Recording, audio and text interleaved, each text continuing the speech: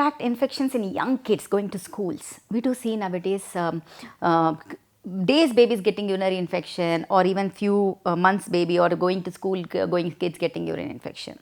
Most of the time when we ask questions to these small kids, 4 years, 6 years, or even school going kids, why do you pass urine forcefully? Do you pass urine in the school? First question, first answer we would get is, no, it is dirty, we don't pass urine in the school.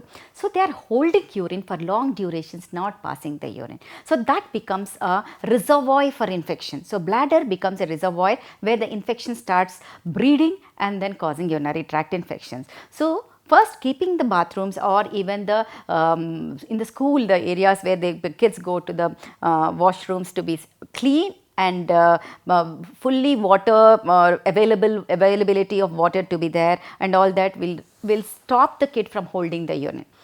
Third, telling the kid that passing urine is an essential part of it, and then the interval period is the make it mandatory that the kid goes and empties the bladder. Third, again, like I said, water, drinking adequate water.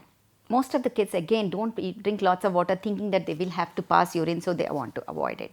So when we take these few things into consideration and all that is perfectly normal, in a day's baby when we see urinary infection, we look at the local reasons.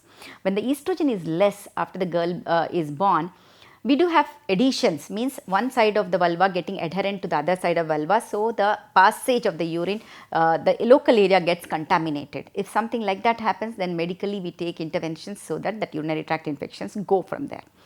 And another thing we do see in the young age kids when they are growing up is when there is an infection coming and they get irritation, they start scratching.